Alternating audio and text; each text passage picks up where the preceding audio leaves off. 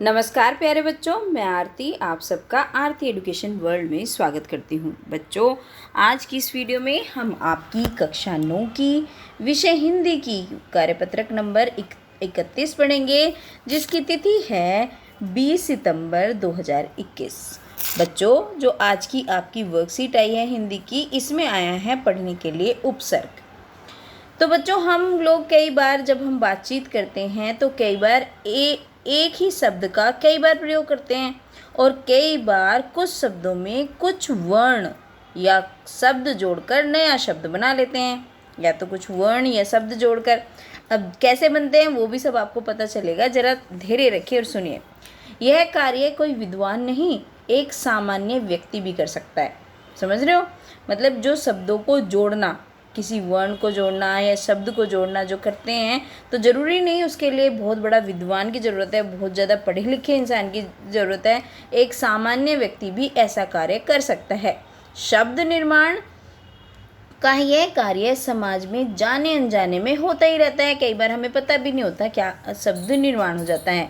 सजग रूप से यह कार्य व्याकरण में उपसर्ग, प्रत्यय, संधि, समास आदि के द्वारा समझा किया जाता है। और ये जो हम शब्दों को जोड़ते हैं, वर्णों को जोड़ते हैं, किसके तहत आते हैं ये सारी चीज़ें? उपसर्ग में ऐसा होता है कि शब्द के शुरू में लगता है, प्रत्यय बाद में लगता है, संधि से भी जोड़ा जाता है, और समास से भी दो शब्द को जोड़ा जाता है। इससे हमारी भाषा मजबूत होती है। आइए समझते हैं कि उपसर्ग क्या है। चलिए समझते हैं उपसर्ग किसे कहते हैं, क्योंकि आज की वर्कशीट में हम चारों चीज़ों को ना पढ़ के किस चीज़ को पढ़ रहे हैं? उपसर्ग पढ़ रहे हैं। ये देखा आपने हेडिंग, इसी को पढ़ रहे हैं।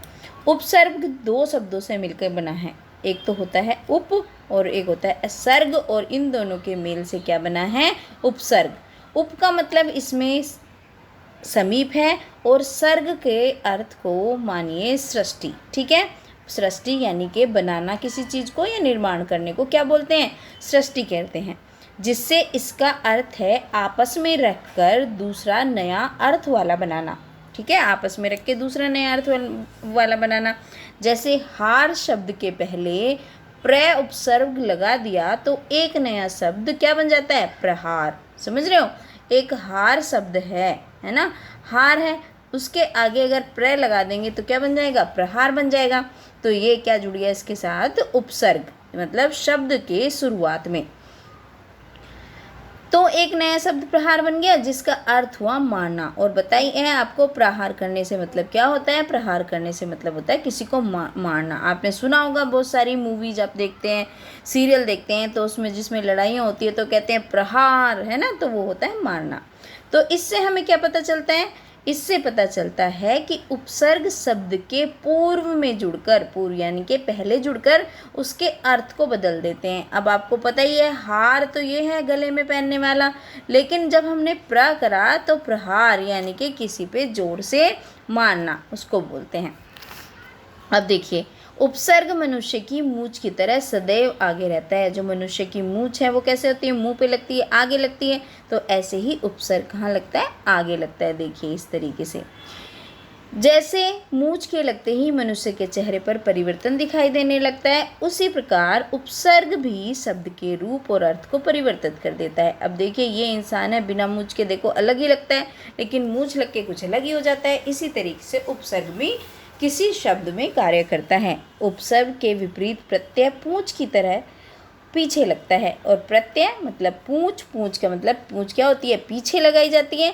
तो जो प्रत्यय है वो शब्द के पीछे लगता है। जैसे पूंछ किसी इंसान के नहीं होती, सॉरी, किसके, जो जानवर होती हैं उसके पीछे लगाई जाती हैं। देखिए जैसे इसके पीछे है, तो प्रत्यय पूंछ की तरह पीछे और उपसर्ग मूंछ की तरह आगे। उपसर्गों को अपने अर्थ होते हैं, फिर भी इनका अलग से प्रयोग नहीं होता।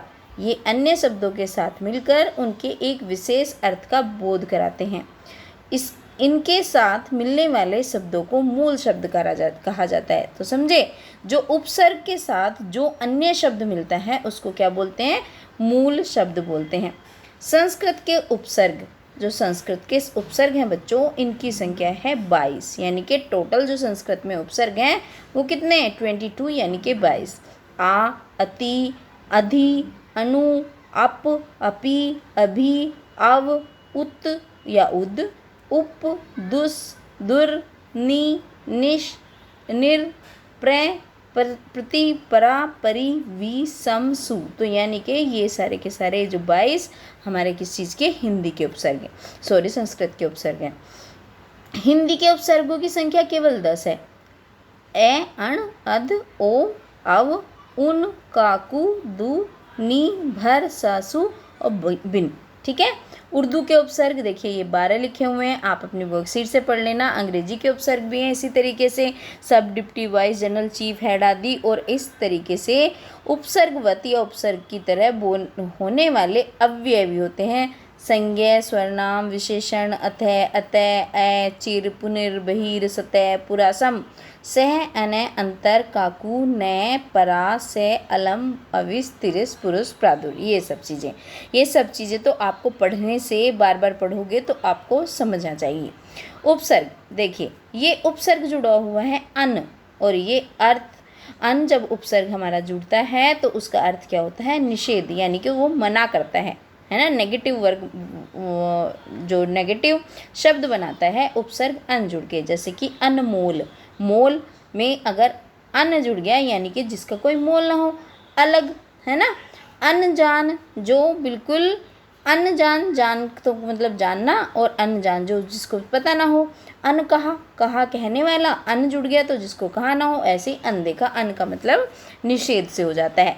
अति, अति का मतलब होता है अधिक या ऊपर, जैसे अतिकाल, अत्याचार, अतिरिक्त, अतिशय, अत्यंत, ये सब अति उपसर्ग से बने हैं। सब का मतलब होता है अधीन या नीचे, जैसे सब जज, सब कमेटी, सब इंस्पेक्टर, ये इंग्लिश का प्रत्यय है ना। सब का मतलब होता है उप। ठीक है। छोटा यानी कि उसके नीचे, उसके अधीन। ठीक है।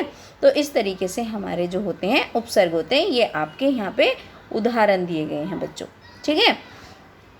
चलिए अब इसमें आ जाते हैं हमारे बहुविकल्पीय प्रश्न उत्तर। तो चलिए कर लेते हैं। उपहार शब्द में उपसर्ग और मूल शब्द को पहचान कर उसका सही विकल्प चुनिए। तो देखिए, उपहार, अभी तो हमने पढ़ा था, क्या पढ़ा था, प्रहार, और अब पढ़ रहे हैं उपहार। तो उप और जमा हार, ये क्या हो गया, उपहार। तो इसमें ख हो जाएगा। पराधीन शब्द में कौन सा उपसर्ग है, अब बताओ। पराधीन, तो क्या हो गया इसमें, परा। ठीक है। तो इसमें हो गया पर, पराधीन। ठीक है। निम्नलिखित उपसर्ग से नए शब्द बनाइए। तो जैसे अति है, आ है, पर है, इनसे हमें नए शब्द बनाने हैं। तो जल्दी से बनाइए कुछ नए शब्द। तो अति जो है, अति का क्या शब्द बन जाएगा, अति का बना सकते हैं हम अति उत्तम। ठीक है बच्चों, क्या लिख सकते हो आप, अति उत्तम। आप सबको लिखना ही आता है या मैं लिखूं, चलिए मैं लिख देती हूँ अति उत्तम। ठीक है, ये हो गया अति उत्तम। अब देखिए अगला क्या है, आ। तो आ से क्या बन जाएगा हमारा, आ से आप बना सकते हैं आजन्म, कुछ भी बना सकते हैं जो भी आपके दिमाग में आए उस टाइम पे, बहुत बनते हैं। आ से भी, पर से भी, पर से आप बना सकते हैं परचम। ठीक है, ये तीनों शब्द ये हो गए। अब देखिए निम्नलिखित चौथा प्रश्न क्या है, निम्नलिखित शब्दों में उपसर्ग लगाकर नए शब्द बनाइए। जैसे पुत्र, पुत्र का क्या बन जाएगा, सुपुत्र, है ना, सुपुत्र। ठीक है, सुप्रत, उपसर्ग लगा दिया हमने। अब हाजिर, हाजिर में भी हमें क्या लगाना है, उपसर्ग लगाना है। तो लगा दीजिए, क्या लगा देंगे, गैर हाजिर, ना, क्या हो जाएगा, गैर, और बस हाजिर लिख दीजिए उसके आगे, आप लिख ही देंगे सब बच्चे। गैर हाजिर हो गया। ज्ञानी, ज्ञानी क्या आप बना देंगे अज्ञानी। ठीक है, आ लगाएंगे और ज्ञानी बन जाएगा अज्ञानी। ठीक है, अब इन्होंने अगला प्रश्न दिया है, इनमें से उपसर्ग और मूल शब्द को अलग अलग करना है। अब देखो बद और नाम, तो अलग अलग कर दीजिए। तो इसमें बद क्या है, बद तो है इसमें आपका उपसर्ग, और नाम क्या है, नाम है इसमें मूल शब्द। ठीक है, अब देखिए आजन्म, आ तो अरे ये तो हमने अभी बनाया था। आ क्या है इसमें उपसर्ग, और जन्म क्या है, जन्म है इसमें मूल शब्द। तो ये हो गई आपकी आसान सी वर्कशीट। थैंक यू स्टूडेंट्स, पढ़ते रहिए। और हाँ, सारे बच्चों ने वीडियो को लाइक तो कर ही दिया होगा। आपको सबको एक कमेंट लिख के भी बताना है कि आपको समझ आया और बच्चों अपने सारे दोस्तों के साथ शेयर करना बिल्कुल ना भूलें। Thank you.